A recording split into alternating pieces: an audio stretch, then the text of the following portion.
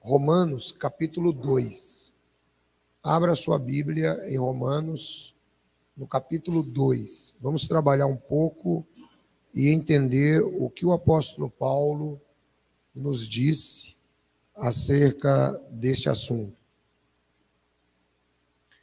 No capítulo 1, nós percebemos que o apóstolo Paulo, ele se apresenta aos romanos, e nessa apresentação que ele faz aos romanos, eles sabem que eles são pessoas considerados gentios, né, ou pessoas das nações, e ele sabe que aquelas pessoas têm alguns costumes, idólatras principalmente, e tais costumes, eles eram misturados com a depravação da região. Então, Paulo vai explicar para os romanos que devem tomar cuidado, porque aquela idolatria levaria os romanos a uma situação desaprovada por Deus. Esse é o ponto que Paulo mostra no capítulo 1. E agora no capítulo 2, nós vamos compreender um pouquinho,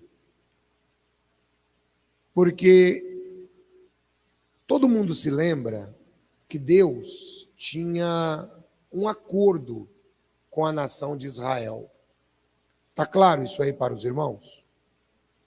Deus tinha um acordo com a nação de Israel. E nesse acordo que Deus tinha com a nação de Israel, os judeus, eles se consideravam melhores do que aqueles que não eram judeus. E por isso, Paulo agora, ele acabou de falar com os gentios, e agora ele vai conversar, explicar para esses mesmos gentios a posição do judeu. A posição do judeu dentro do cristianismo. É isso que a gente vai trabalhar no capítulo 2. Capítulo 2, a partir do versículo 1. Portanto, és inexcusável quando julgas, ó homem, quem quer que sejas, porque te condenas a ti mesmo naquilo em que julgas a outro. Pois tu que julgas, faze o mesmo. Irmãos, eu tenho sempre falado sobre essa questão de julgamento. E agora o apóstolo Paulo, ele traz aqui para nós a ideia de um espelho. Quando você está julgando alguém, você está julgando a você mesmo. Quem conseguiu compreender isso aí no texto? Então você está julgando a você mesmo. Porque as coisas que você aponta no outro, você também faz. E é interessante, irmãos, quando nós compreendemos isso, porque nós temos um senso de julgamento muito acurado em relação aos outros.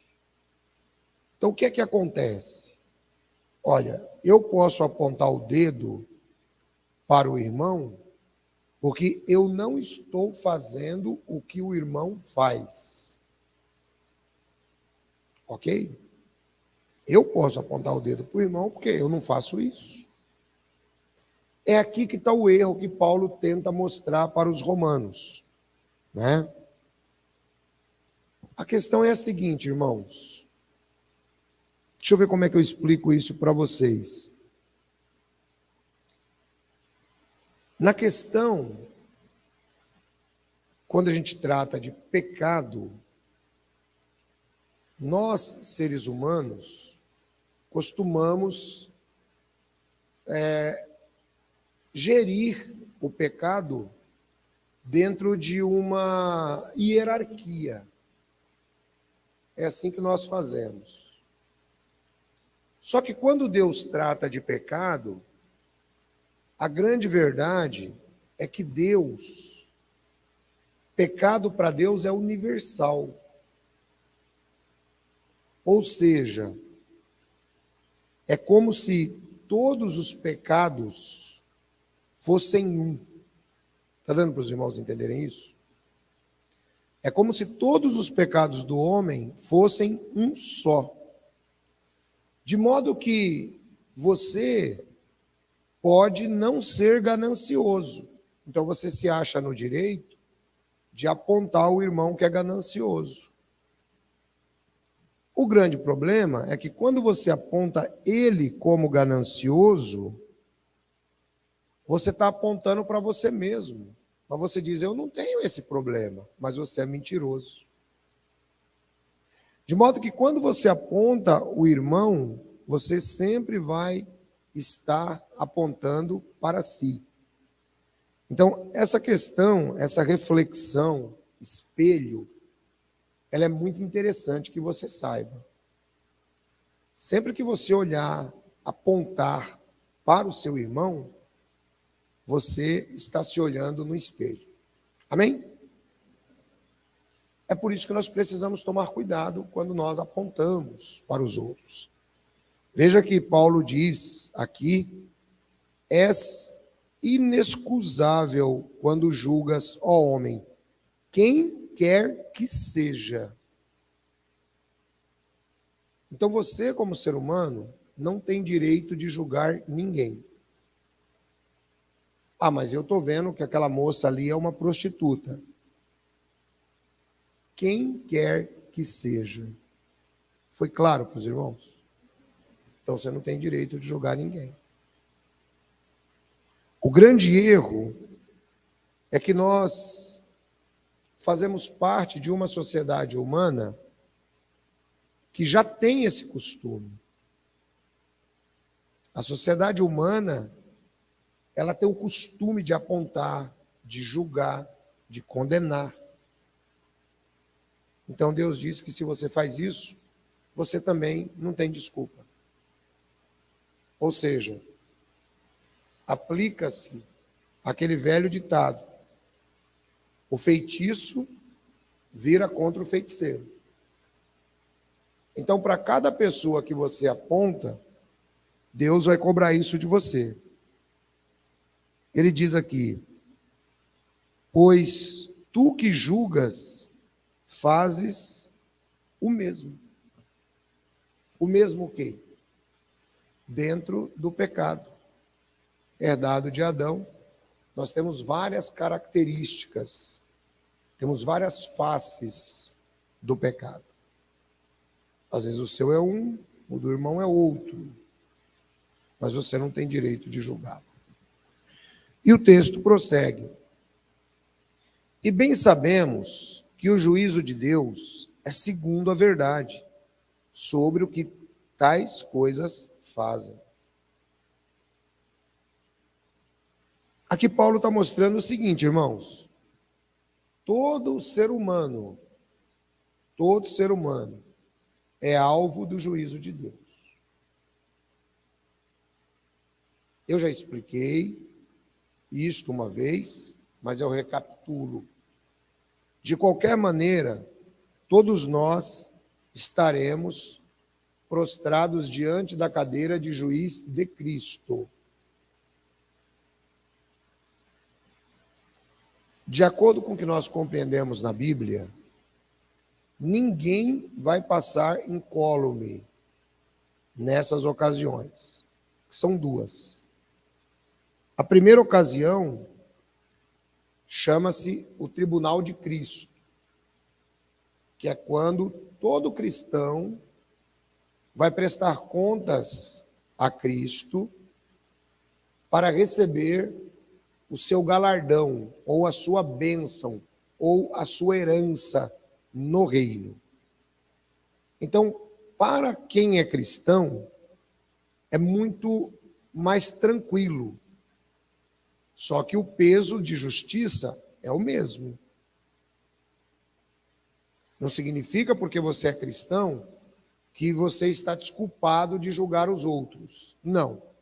O que vai acontecer é que Jesus, ele vai pegar as nossas obras e, vou ilustrar, será colocado numa balança. E nisto você poderá perder algumas bênçãos do reino, mas você está salvo. Está claro esse ensinamento, meus irmãos? Isso se chama o tribunal de Cristo. E a segunda fase, onde todos comparecerão perante Cristo, é no juízo final. No juízo final, nós já temos toda a humanidade sendo julgada. Porém, a igreja não será julgada neste julgamento. Por que nós sabemos disso? A Bíblia diz que aquele que está em Cristo não recebe este juízo. Mas, de toda maneira, a pessoa vai comparecer perante Cristo. E ele diz que o juízo de Deus é segundo a verdade. Se ele é segundo a verdade, irmãos, significa que esta verdade que eu estou trazendo para vocês é a verdade de que todos nós seremos julgados por Cristo. De modo que nós não podemos apontar o dedo para o nosso irmão.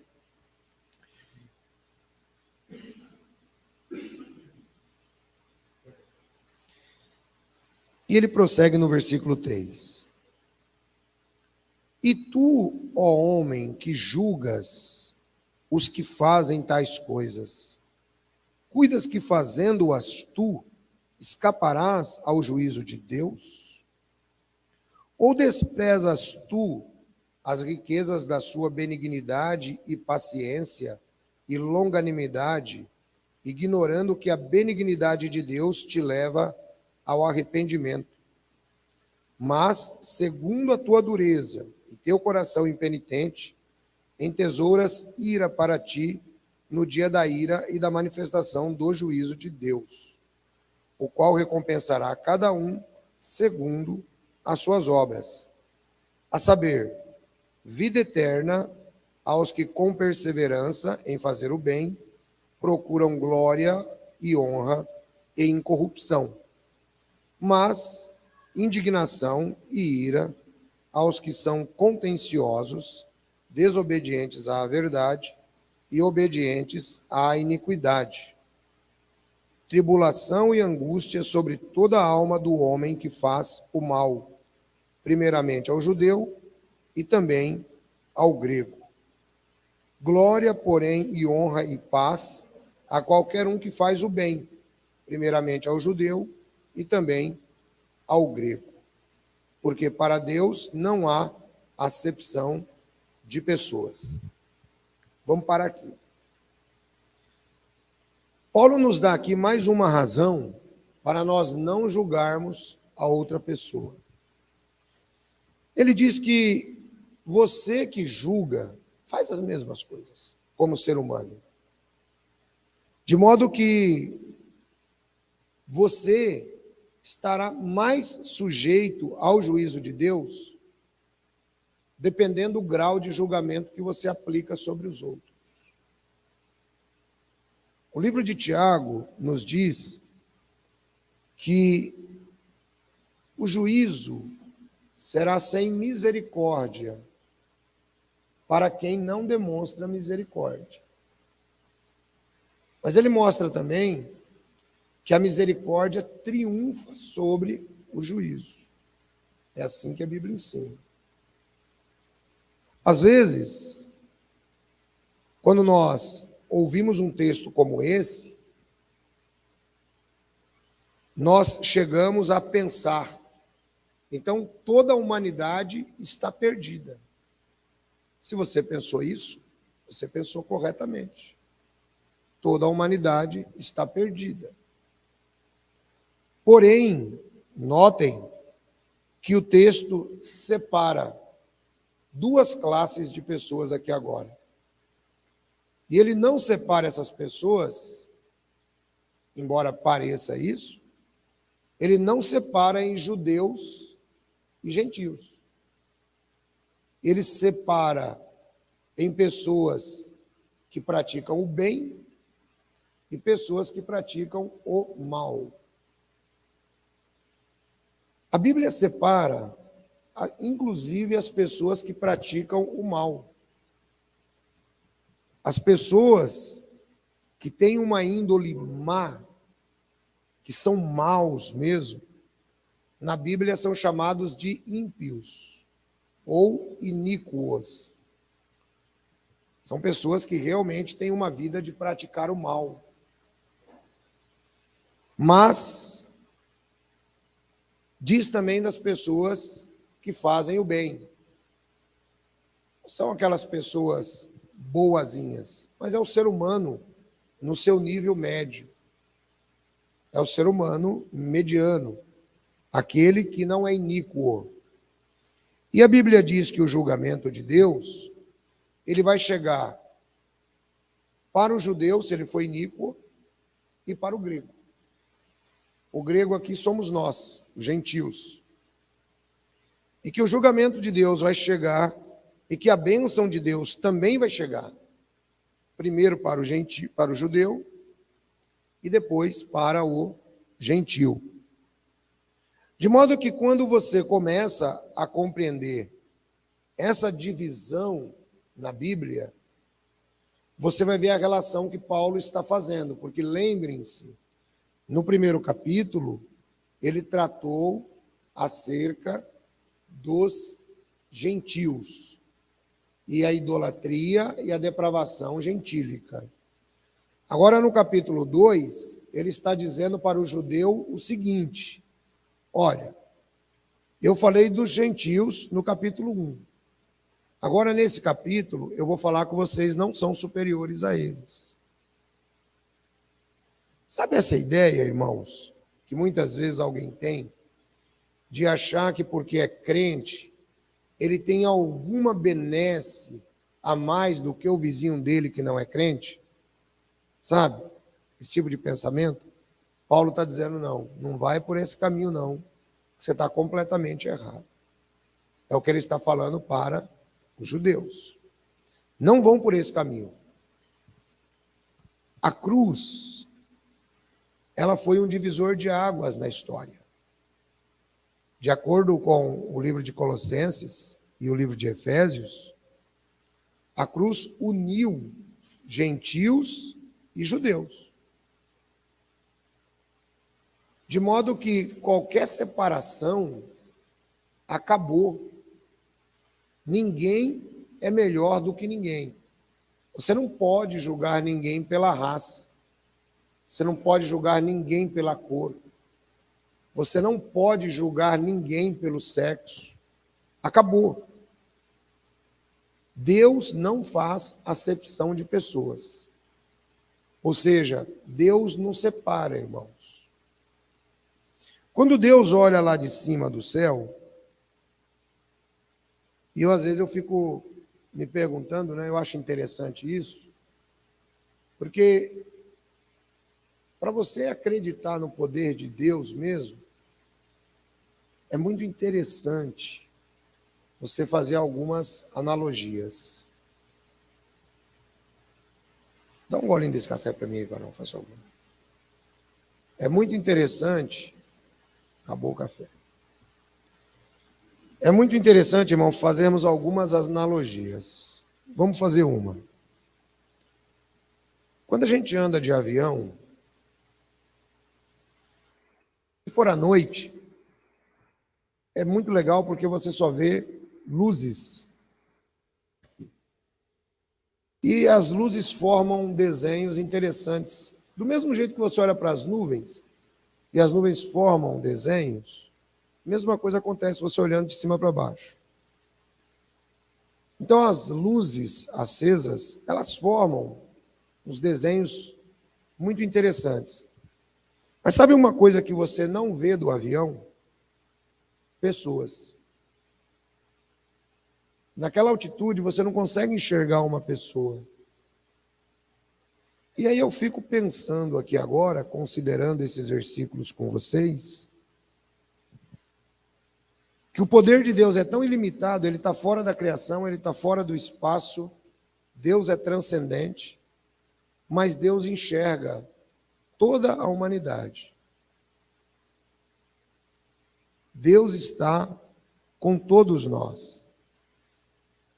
E ele diz que Deus não faz acepção de pessoas. Mas não é porque Deus não está vendo. Deus está vendo. O grande problema, irmãos, é que Deus não olha como eu e você olhamos. Nós não olhamos dessa maneira. Eu sempre tenho dito que eu não gosto muito desse negócio de religião. Sempre falei isso para vocês. Porque o emprego da religião é só julgar as pessoas. E as pessoas acabam sendo vítimas de tais julgamentos. Então eu sempre digo que eu não gosto de religião. Por causa disso. Porque enquanto Deus não faz acepção de pessoas, a religião faz.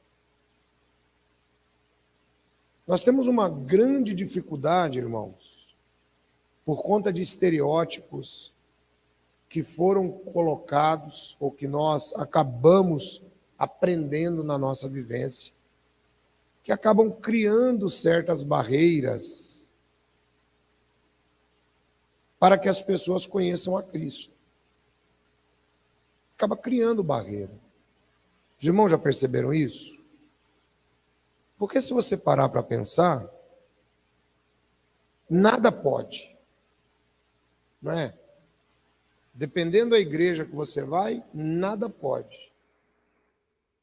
E as pessoas dizem que isto é santidade. Ah, não, porque isso aqui é santidade, né? Antigamente chegava-se ao cúmulo do absurdo de que as mulheres não podiam usar brinco, o cabelo tinha que ser até os pés. Imagine quantas pessoas deixaram de aprender o Evangelho por conta de tais julgamentos. Mas a nossa sociedade, ela é dinâmica. A nossa sociedade, ela vai mudando. E ela muda muito rápido.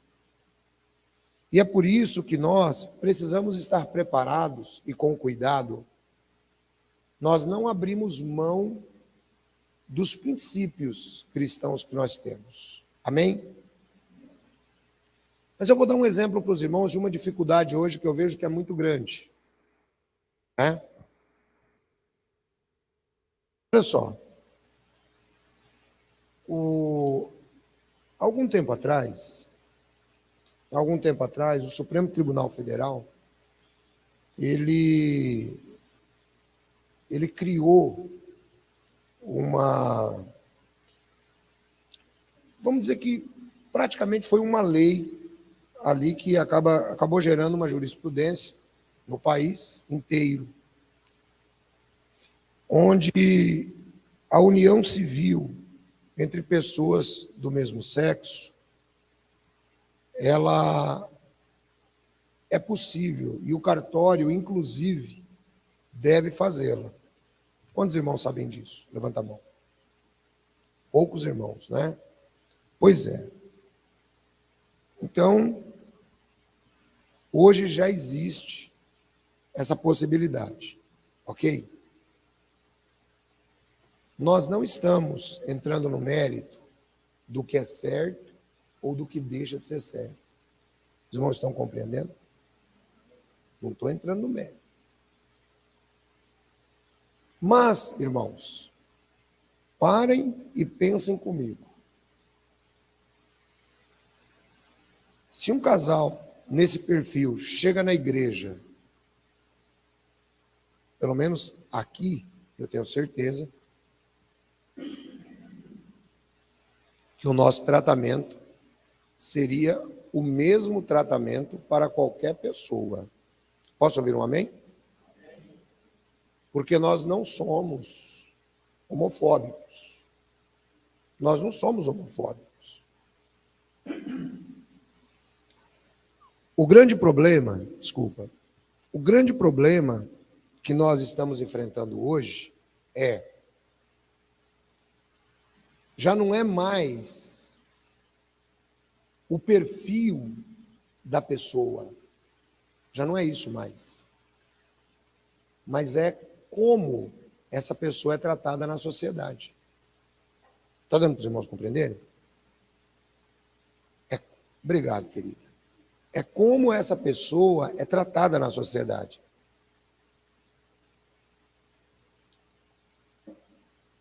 O problema já não é mais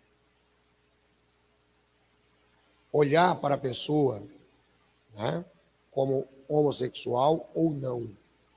O problema é qual é a minha responsabilidade em apresentar Cristo para essa pessoa.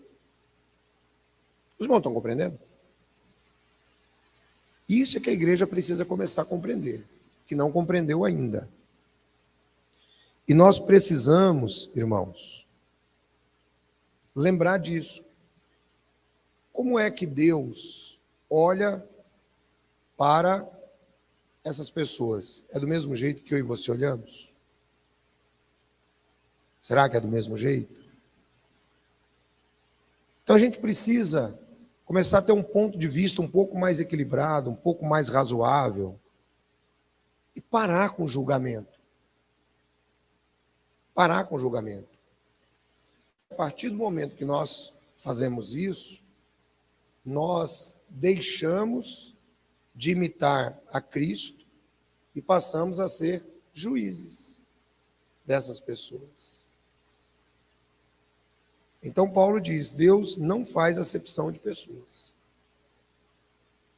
Ou seja, o que a lei determinou, está determinado. Nós, como cristãos, temos que ver outra situação.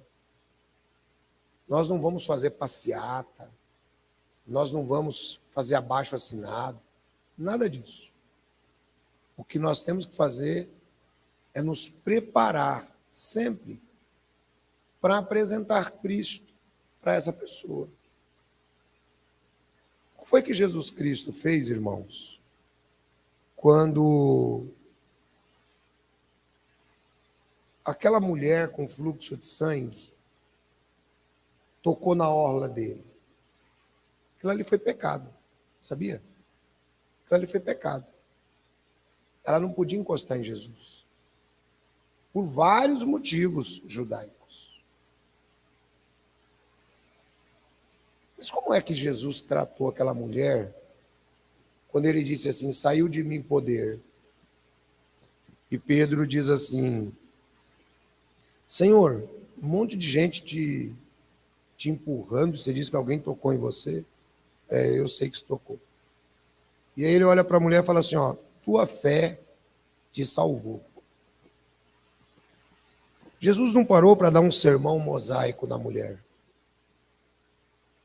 Jesus não parou para chamar atenção, para falar, para dar exemplo, porque a nossa sociedade hipócrita, ela gosta muito desse negócio, né?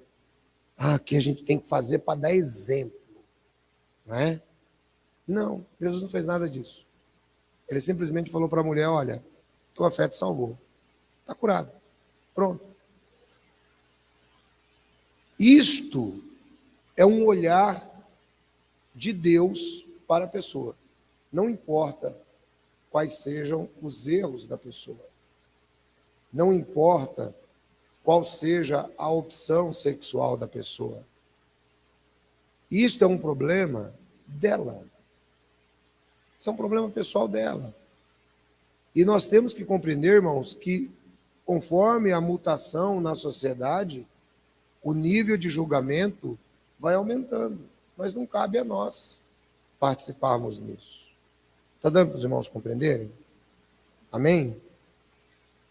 É muito importante que a gente pense nisso. Agora, Paulo vai trazer um outro ponto aqui do versículo 12 até o 16, que eu acho bastante razoável e interessante nessa comparação.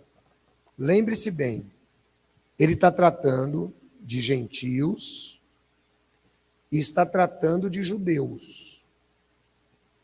Ele está tratando de pessoas boas, está tratando de pessoas más, e está tratando de pessoas ímpias. Ou seja, ele está tratando da humanidade. Certo? Então, no versículo 12, ele diz assim: porque todos os que sem lei pecaram, sem lei também perecerão. E todos os que sob a lei pecaram, pela lei serão julgados. Porque os que ouvem a lei não são justos diante de Deus, mas os que praticam a lei hão de ser justificados.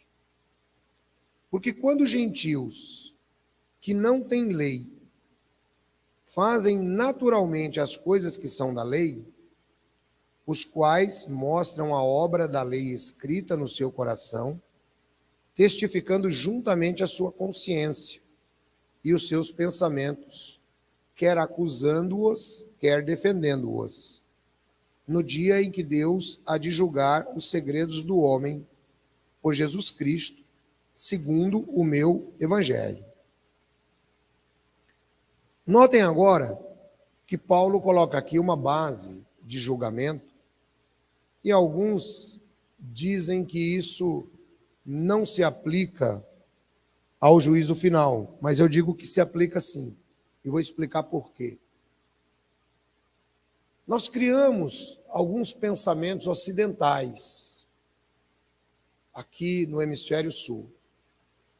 Um deles que nós criamos é o seguinte: olha,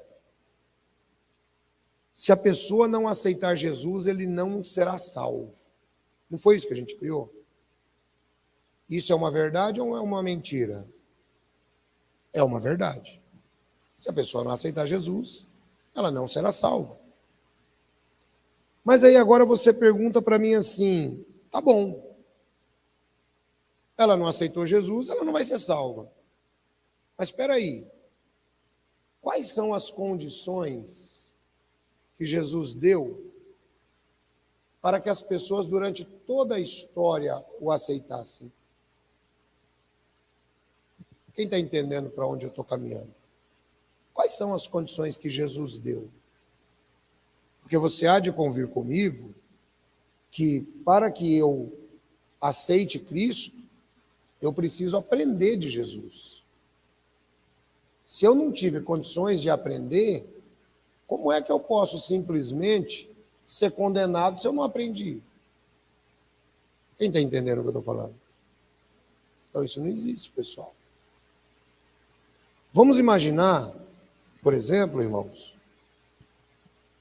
conta a história, pelo menos a oficial, e eu não vou ficar entrando nela aqui agora, que quando os espanhóis chegam na América Central, e também parte aqui da América Latina, que é mais ou menos a mesma época em que os portugueses estão chegando ao Brasil, conta a história que aquelas pessoas que aqui estavam adoravam o sol, adoravam a lua, não é? Eles não conheciam a Jesus. E isto já vinha de muito tempo. Aí agora eu pergunto para vocês: que Deus é esse que vai ressuscitar esses índios só para matar de novo? Quem está entendendo? Que lógica é esta de Deus? Deus vai ressuscitar, vai julgar. Peraí, vai julgar baseado em quê? O que o índio sabia? O que falaram de evangelho para os índios, a não ser depois que os jesuítas né, chegam e começam a catequizar os índios. E quem conhece a história sabe que não foi uma catequese tão bonitinha quanto aparece para a gente. Padre José de Anchieta passando a mão na cabecinha do índio. Não tem nada disso aí. Catequese era na base do couro, praticamente. Então, peraí. Então, Paulo, ele vai trazer essa visão para a gente aqui agora. Ó. Ele diz assim, todos os que sem lei pecaram perecerão sem lei. O que quer dizer isso aqui, pessoal? Não dá para você julgar uma pessoa baseado numa lei que ela não conhece. Não tem como. Por exemplo, essa rua aqui, ela é de duas mãos, né? Ela vai e volta. Então, todos nós estamos acostumados sempre ir e voltar. Tudo bem, é uma rua sem saída. Mas imagine que ela fosse uma rua de saída. Aí, amanhã, ela vira a contramão. Ela vira a contramão, a gente não pode mais entrar aqui. E tem um guarda ali na esquina, só multando todo mundo que entrou, mas você não sabia. Houve um aviso?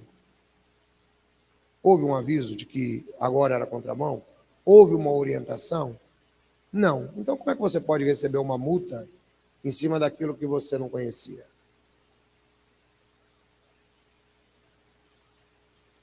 Vejam, irmãos, eu estou comparando o sistema humano para você ver como o sistema de Deus ele é diferente do sistema humano. No sistema humano, nós temos até tempo para nos habituarmos a determinadas leis. Uma lei só pode entrar em vigor no país 45 dias após a sua publicação, salvo se isso não estiver escrito na própria lei. É assim, doutora?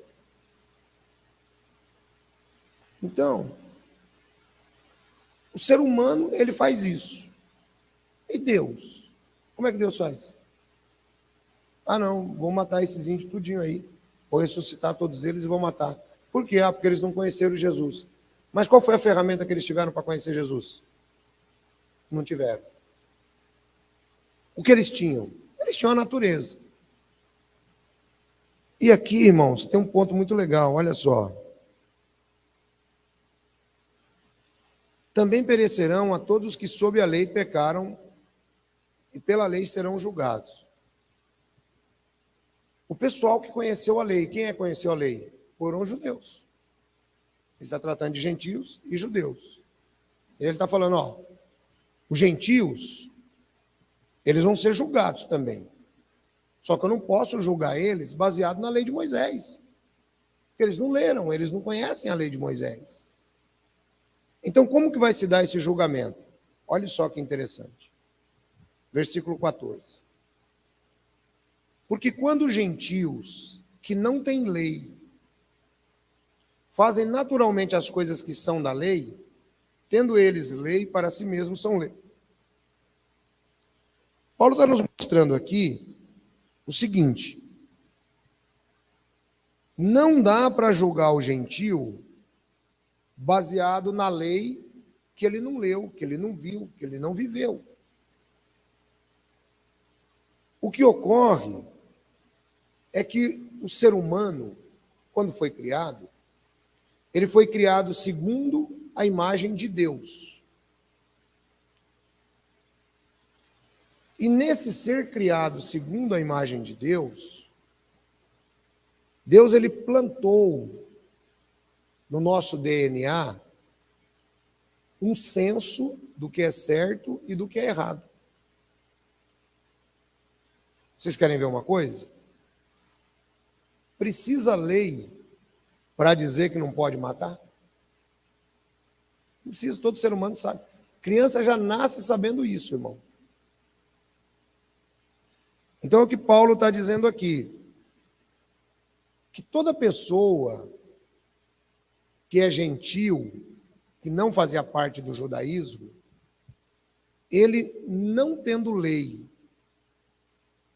mas ele próprio passa a ter a lei escrita no coração dele. Por quê? Ele consegue ter um outro dispositivo que Deus colocou no ser humano. Se chama consciência. Então, pela consciência, ele sabe o que é certo e ele sabe o que é errado. E aí talvez você diga, no papel parece muito bonito. E na prática? Na prática, irmãos, não foge. Porque mesmo que nós venhamos a fazer alguma coisa errada, você sabe que aquilo que você fez está errado. Sim ou não? Você sabe que está errado. E aí você fala, puxa vida, eu fiz errado, eu vou pedir perdão para Deus. E você pede perdão para Deus e Deus lhe perdoa. Agora, o judeu, ele tinha lei. Então, os judeus serão sim julgados pela lei. Ao passo que os gentios, a base do julgamento é esta. Agora, né? É você crer no Filho de Deus. E aqueles que nem foram judeus, foram gentios, mas não ouviram falar do Evangelho. É aí que está o ponto, que é interessante. Porque, irmãos, nós estudamos a Bíblia olhando só a terra de Israel. Mas não é só a terra de Israel. Quando Jerusalém estava sendo destruída, por exemplo, em 586, 587, nós já temos Buda fazendo as suas filosofias, 600 anos antes de Cristo. Nós já temos, nessa mesma ocasião, aqui na América Latina, nós já temos povos, já foram descobertas vários artefatos que mostram a idade que a história tem. E esse pessoal não conhecia nada, porque a história estava se concentrando em Jerusalém, no Oriente Médio. Saiu dali, não tinha mais nada. Então, como é que esse pessoal vai ser julgado? Você vai pegar 400 anos antes de Cristo, nós vamos ter Platão já também criando as suas filosofias. Sócrates. Nós vamos ter a muralha da China. E nada disso daí a Bíblia diz. Então, Paulo nos dá aqui o caminho, como é que esse pessoal vai ser julgado. Olha aqui, ó. Sempre que os gentios, que por natureza não têm lei, fazem naturalmente as coisas da lei, não tendo eles lei, para si mesmos são lei. Ou seja, Deus concedeu ao ser humano a autoridade de usar a sua consciência e de criar as próprias leis que regiam as suas comunidades. Aí diz assim, ó, versículo 15. Os quais mostram a obra da lei escrita no seu coração, testificando juntamente a sua consciência e os seus pensamentos, quer acusando-os, quer defendendo-os. Então, mesmo que aquelas pessoas que estavam no paralelo da história não conheceram a lei de Moisés, eles tinham o testemunho de Deus na sua consciência, no próprio DNA humano. E essas pessoas, disse aqui que elas próprias se desculpam ou se culpam. E o mais interessante agora, no dia em que Deus há de julgar os segredos do homem por Jesus Cristo, segundo o meu evangelho. Ou seja, Deus, ele vai trazer o momento onde ele vai julgar todo o ser humano, conforme nós acabamos de falar. E isso, irmãos, não vai ser baseado simplesmente, olha, você conheceu a Jesus? Hoje nós podemos falar que no mundo, essa regra já está super válida, né? Porque não tem como. Mas durante esses períodos passados, essas pessoas também não serão salvas por obras. Elas serão salvas porque serão atingidas pelo sacrifício de Jesus. E aí você fala, puxa vida, que interessante. E como é que eu sei disso? É simples. Todo joelho se dobrará e toda língua confessará abertamente a Deus.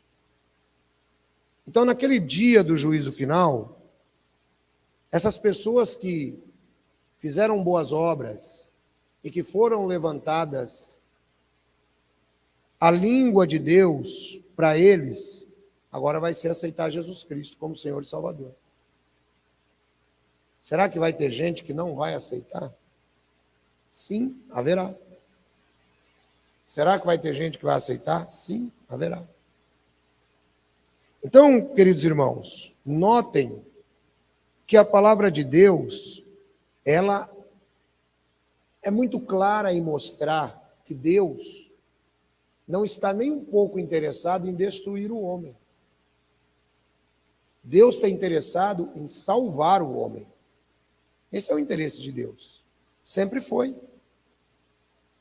Portanto, nós precisamos ter este conceito e nos lembrar que, independente, seja o judeu, seja o grego, Deus quer salvar. Nós temos que ter de Deus uma concepção de pai. Por exemplo, o pai tem horas que ele precisa disciplinar o filho. E Deus nos disciplina também. Mas você, como pai, você não vai, por exemplo, aplicar a lei de talião no seu filho. Né? Você não vai matar seu filho porque, de repente, ele acabou matando um gatinho ali, sem querer ou querendo, né? Porque criança é terrível. Você pega pelo rabo do gato, irmão. São terríveis. Criança é jogo duro. Então, irmãos, um ponto que é muito legal de compreendermos é que Deus, Ele está salvando, é o que Paulo está mostrando aqui. Paulo mostra para os gentios, olha, o comportamento de vocês, idólatra e depravado, tem problema, precisa melhorar. E ele mostra para os judeus o seguinte, vocês são um pouquinho melhores do que eles, mas também não estão fazendo nada demais, não. Aqui Paulo vai começar agora a nivelar tanto judeus quanto gentios em Cristo. Ficou claro para os irmãos isso que eu estou explicando? Ficou claro para os irmãos que o único meio de salvação é Jesus? Está claro isso? Está claro para os irmãos que Deus é justo ao não lançar no lago de fogo pessoas que não tiveram a oportunidade de conhecer o Evangelho? Está claro isso? Porque depois o irmão não pode sair daqui dizendo, agora eu já aprendi na igreja lá, que até quem não conhece Jesus vai ser salvo. Não foi isso que eu preguei. Certo? Ok? Todas as pessoas terão uma oportunidade, nem que seja no juízo final. Ok? Vamos prosseguindo o texto.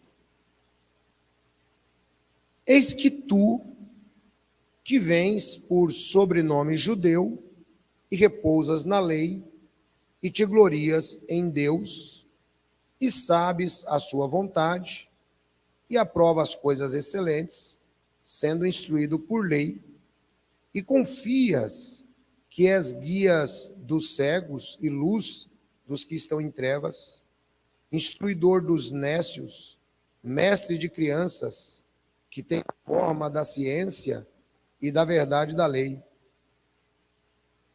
Vamos para aqui. Olha para onde Paulo está caminhando agora.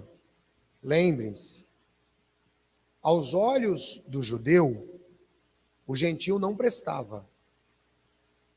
Todo mundo tem esse conceito, né? Aos olhos do judeu, o gentio não prestava. Mas agora Paulo está chamando os judeus para pensar junto com ele. Olha, você que é judeu, tem sobrenome de judeu, você conhece a vontade de Deus, você gosta das coisas excelentes da palavra de Deus, você acredita que você é guia dos cegos, você acredita que você é uma luz, porque todas essas promessas estavam no Antigo Testamento para o judeu. Você acredita tudo isso. Você que é instruidor dos tolos, mestre das crianças, e que tens a forma da ciência e a verdade na lei. Então, Paulo agora está falando com aquele que diz que é crente. Está compreendendo isso? Presta atenção, irmão, para você ver como Deus, ele trabalha com o ser humano, diferente de nós. Não é assim que muitos que se dizem crente se apresentam? Não é assim, desse mesmo jeitinho que Paulo está colocando aqui? Né? Somos o povo eleito. Não. Pelo amor de Deus, olha só o comportamento daquele pessoal. Não é assim que muitos colocam? E Paulo está falando assim, então agora eu quero falar com você, que acha que é melhor do que todo mundo. Porque o judeu se achava. Aí Paulo diz assim, versículo 21. Tu, pois, que ensinas a outro, não te ensinas a ti mesmo? Quem lembra da ilustração do espelho? Levanta a mão, que eu fiz no começo.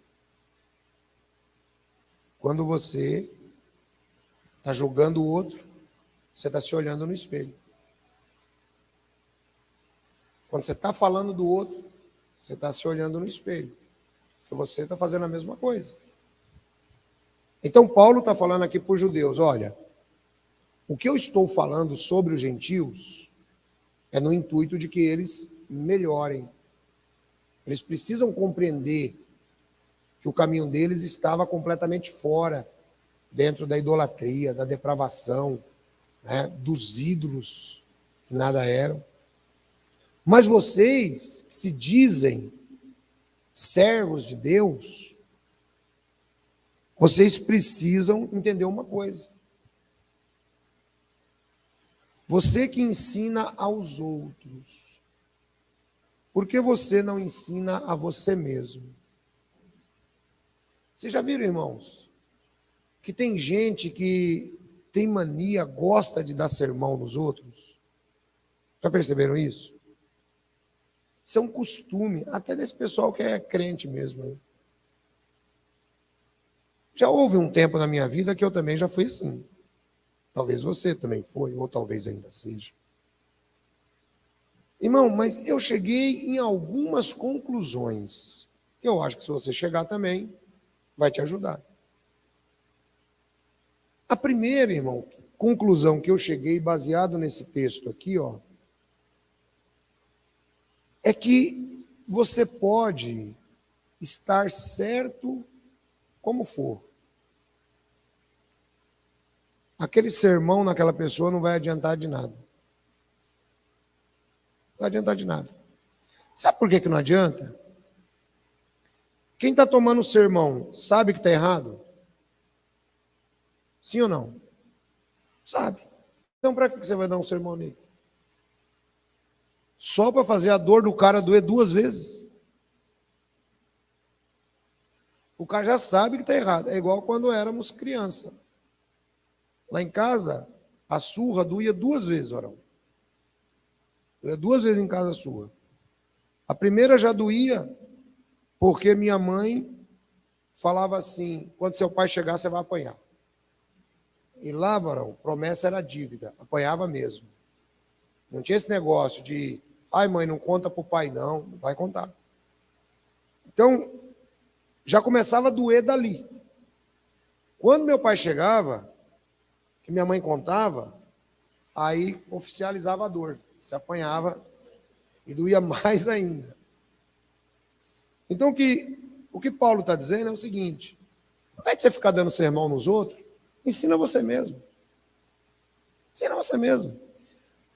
Ensina você mesmo por quê? Vocês se lembram que sempre que você fala de alguém, você pode até não estar fazendo o mesmo pecado do alguém, mas você está dentro do grupo de pecadores da humanidade. Os irmãos compreenderam bem essa fala? Então ensine a você mesmo primeiro.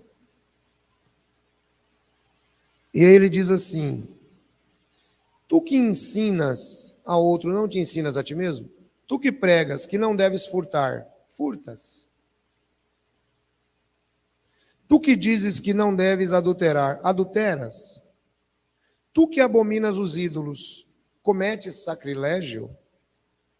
Tu que te glorias na lei, desonras a Deus pela transgressão da lei? Porque, como está escrito, o nome de Deus é blasfemado entre os gentios por causa de vós. Porque a circuncisão é, na verdade, proveitosa.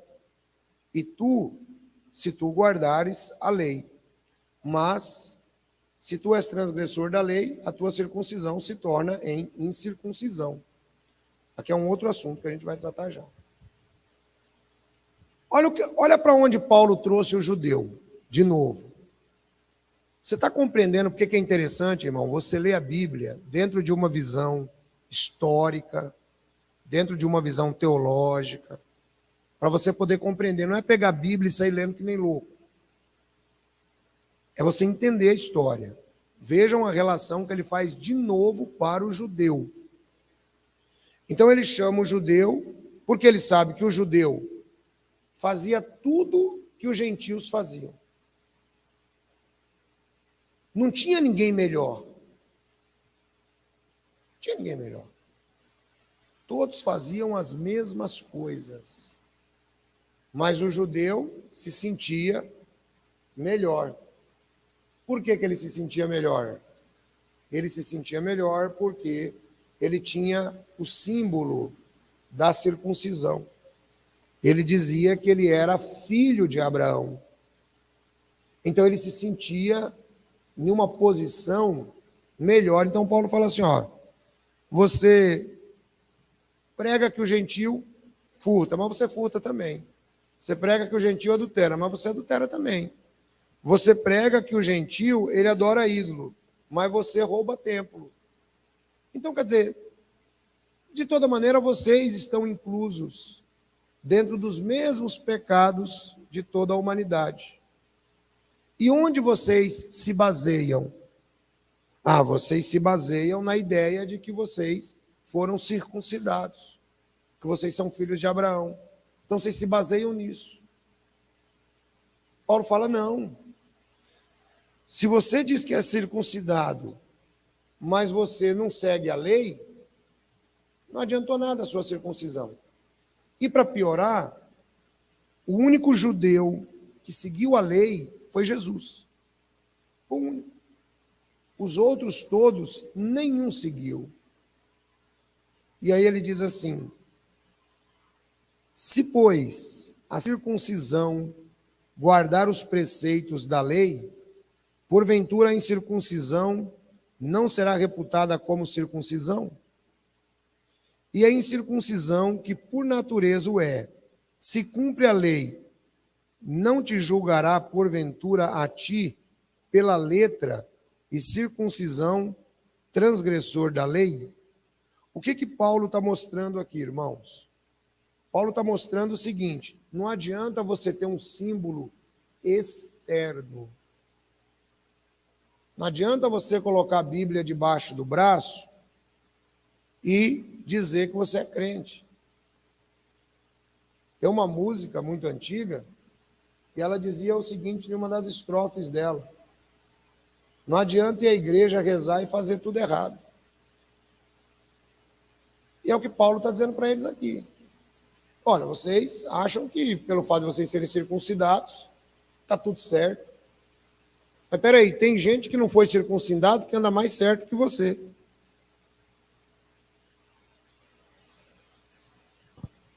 Aí ele continua agora.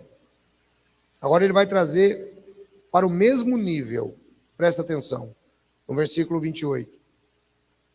Porque não é judeu o que é exteriormente, nem é circuncisão o que é exteriormente na carne, mas é judeu o que o é no interior. E a circuncisão é a que há do coração por espírito, não na letra, cujo louvor não provém dos homens, mas de Deus. Note agora, irmãos, que o apóstolo Paulo está mostrando o seguinte: não adianta estereótipos humanos na religião. É besteira. Eu não vou na igreja porque é o seguinte, eu tenho esse motivo para não ir. Eu vou porque eu tenho esse motivo para ir. O apóstolo Paulo está falando, nenhum nem outro. Está todo mundo debaixo do mesmo sistema do pecado. Todo mundo. Portanto, não importa se é judeu, não importa se é grego, não importa a nacionalidade. Deus, ele vê a humanidade como um só. Os irmãos sabiam disso? Em um Adão, todos morreram. Mas em Cristo, todos serão vivificados. É assim que Deus trabalha. Então Paulo fala assim, não adianta vocês acharem que vocês são melhores porque vocês são evangélicos. Aliás, eu digo isso a vocês, né? Nós, pelo menos aqui em Hortolândia, somos evangélicos porque seguimos o evangelho. Mas não tenho essa identificação toda com esse sistema evangélico, não. Né? Se alguém quiser ter, é livre para ter. Eu, particularmente, não tenho. Né? É um negócio meio complicado e acaba fazendo o que Paulo disse aqui. Acaba mais fazendo gente tropeçar do que aprender. Então, nós seguimos o evangelho. Mas não adianta, não é porque nós seguimos o evangelho ou procuramos seguir o evangelho, porque, irmão, o dia que você conseguir seguir o evangelho direitinho, do jeitinho que está na Bíblia aqui, aí você já virou santo.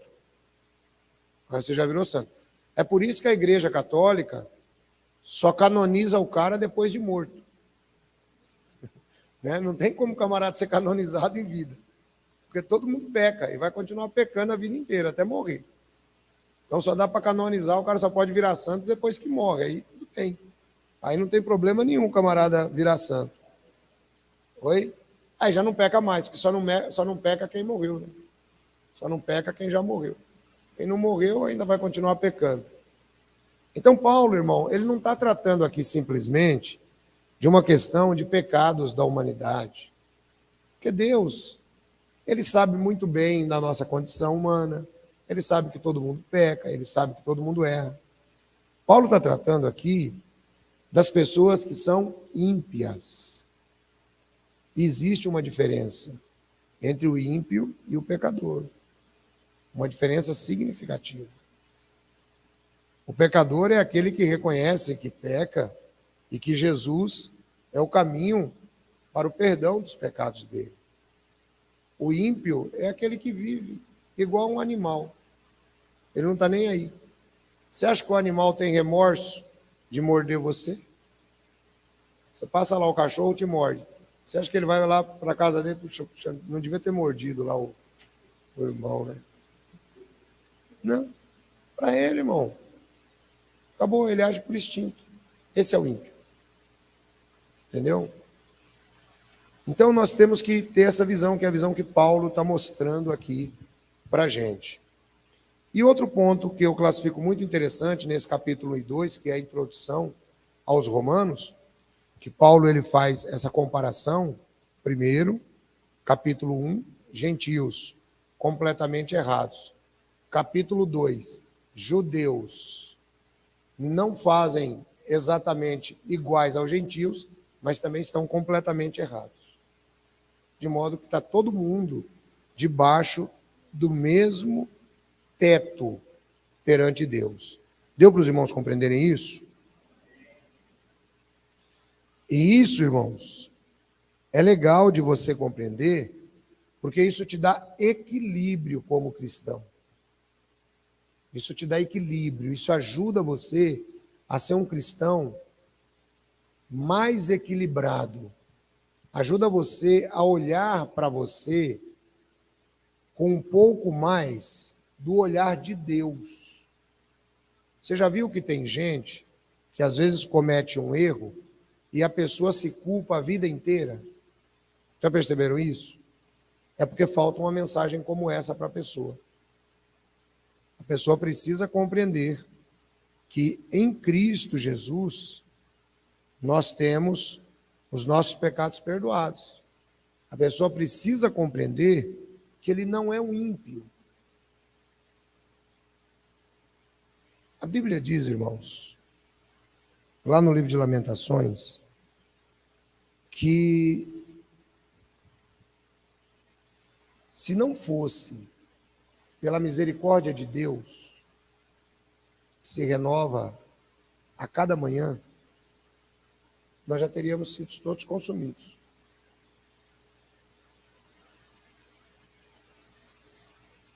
E aqui que é o importante, que você deve compreender. Eu já expliquei isso. Deus, Ele olha a nossa vida de uma forma linear. Ele não olha a nossa vida assim, passado, presente, futuro. Para Deus está tudo certo já, está tudo tranquilo. Você pode ficar despreocupado quanto a isso. É só você que fica preocupado com o passado, fica preocupado com o presente e fica preocupado com o futuro. E aí, irmão, enquanto você estiver preocupado com isso, você não decola, você não anda.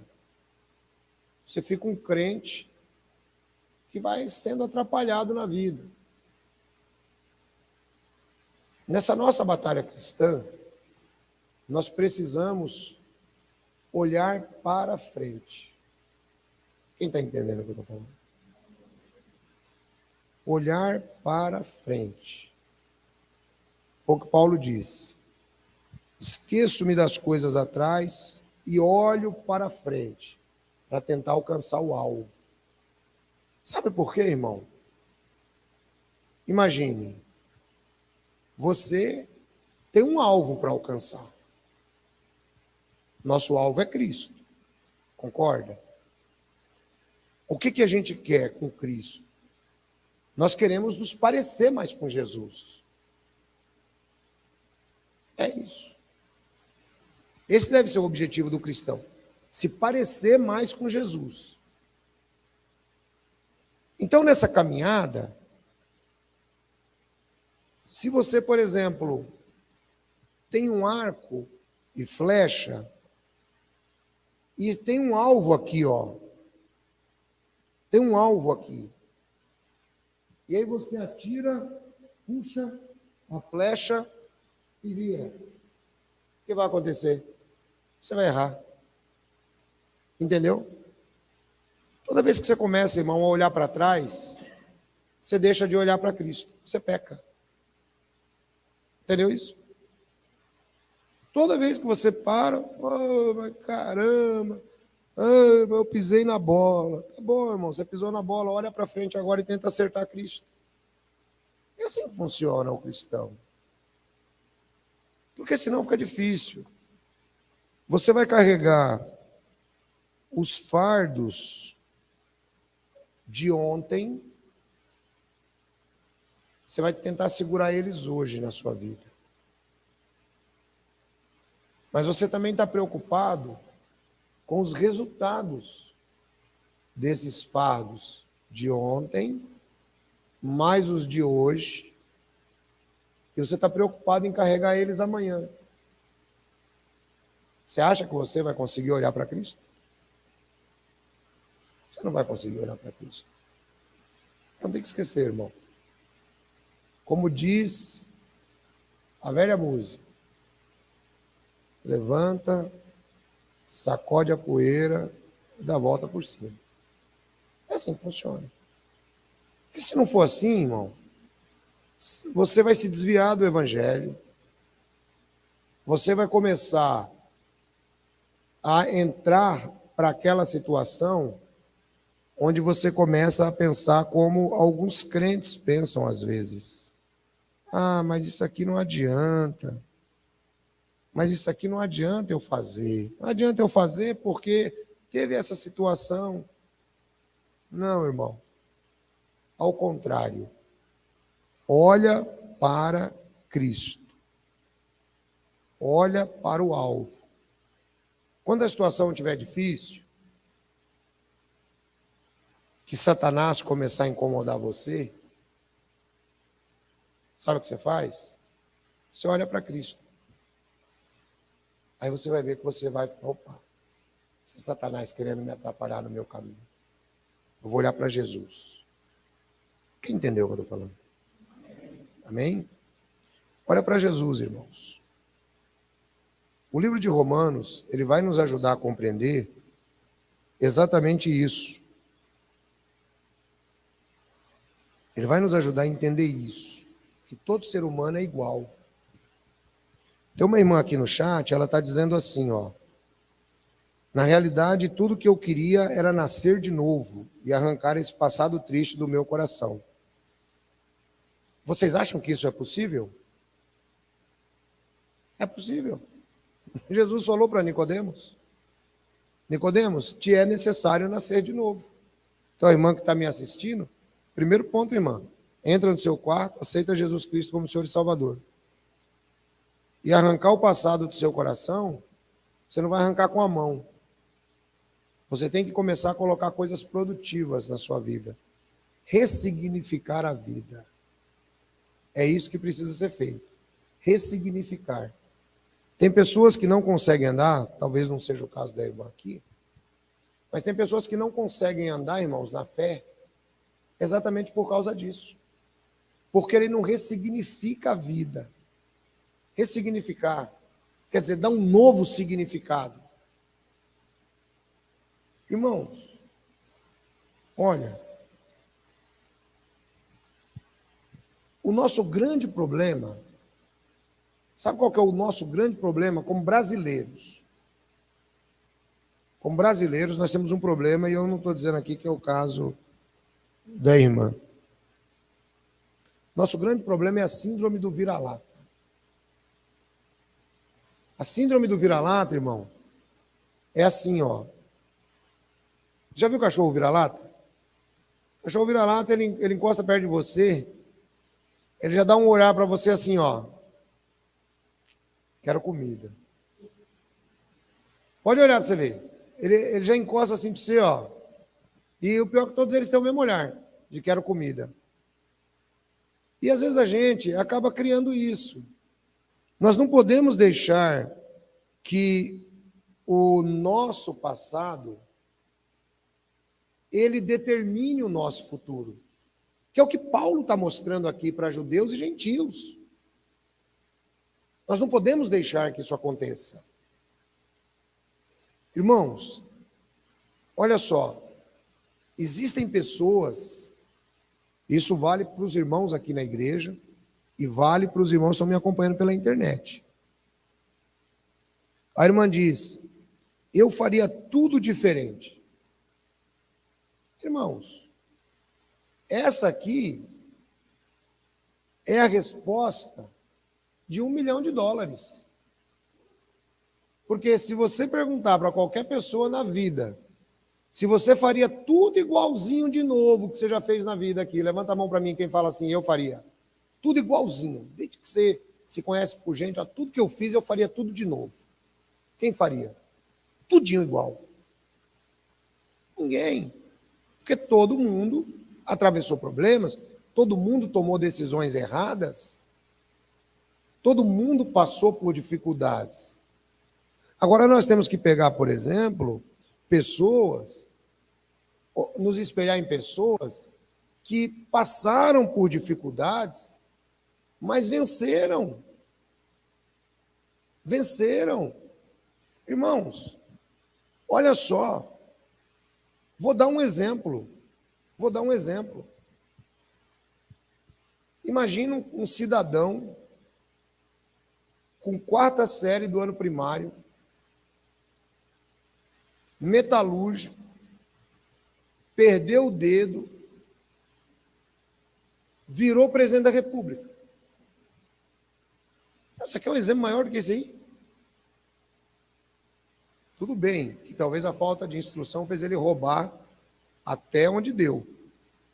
Mas o cara não ficou em cima porque ele tinha só a quarta série do primário, ele não ficou se lamentando porque perdeu o dedo, ele foi para cima. Hoje está bilionário e casou essa semana. Você entendeu? O cara ressignificou a vida dele, ué. Isso é uma dica para os irmãos, hein? Cuidado, hein, irmão? Preza pelo seu voto, hein? Normalmente é interessante votar em uma pessoa que tem pelo menos 10 dedos. Então, queridos irmãos, a gente tem que aprender a ressignificar a vida. A gente não pode ficar se lastimando pelo que passou. Você vai pegar na história do Brasil grandes atletas que foram criados nas comunidades, na favela. Se tornaram grandes nomes do atletismo mundial. Agora, enquanto você ficar, mas puxa vida, também não tive oportunidade, né? Pô. Irmão, o sol nasceu para todo mundo. O sol nasceu para todo mundo. Agora, a grande diferença está na atitude da pessoa. Então, vai aqui o conselho para a irmã que queria fazer tudo diferente. Você tem a oportunidade, irmã, de daqui para frente fazer diferente. Pode fazer daqui para frente. Tá? E aí fica facinho para todo mundo. Quem entendeu o que eu estou falando aí, irmãos? Então, a gente precisa parar com essa síndrome de vira-lata. Achar que o mundo nos deve favores. Achar que nós somos piores do que o outro. Lembra da ilustração do espelho de Paulo? Quando você se olhar no espelho, lembre que todo mundo é igual a você. Você pode ter pecado de um jeito, o outro pecou do outro. Então você não deve nada para ele pelo seu pecado. Amém? A partir do capítulo 3 do livro de Romanos, que nós vamos considerar a semana que vem, se Deus permitir, nós vamos analisar Paulo trazendo todo mundo para a mesma condição. Vai ser muito legal porque se você acompanhar, você mentalizar o que eu estou ensinando, você vai compreender, além de compreender o livro de Romanos, você vai compreender a situação humana. Capítulo 1, gentios estão cheios de problemas, cheios de depravação e cheios de idolatria. Capítulo 2, os judeus não ficaram muito atrás, não. Então, Paulo fala, está todo mundo mais ou menos igual. Aí, no capítulo 3, Paulo vai justificar por que está todo mundo igual. E aí é legal. Aí, depois que ele justifica isso no capítulo 3, por que está todo mundo igual? Tipo assim, ó. O que Paulo faz? Mais ou menos é assim, ó. Aqui cada um está com uma vestimenta diferente, certo? Então vamos imaginar que esses irmãos aqui são gentios. E esses irmãos aqui são judeus. Esse aqui é o capítulo 1. Ficou claro para vocês isso? Ficou claro. Esse aqui é o capítulo 2. Ok? Está claro isso para vocês? No capítulo 3, é como se Paulo fizesse o seguinte. Ele pegasse um uniforme e desse para todo mundo. Aí ele olha daqui e fala, pronto, agora não dá mais para saber quem é judeu e quem é gentio. Entendeu? É isso que ele vai fazer no capítulo 3. E aí ele vai mostrar no capítulo 3 mais alguns motivos, porque nós não podemos nos vangloriar em cima dos outros. Tá? Então eu espero que essa palavra tenha abençoado a sua vida. Eu espero que o irmão pense um pouquinho mais. Se por acaso você está chateado por algum problema que você está atravessando, lembre-se que todos atravessam ou atravessaram por situações similares ou piores que a sua. E que convém daqui para frente você olhar para Cristo como alvo. Deus abençoe vocês.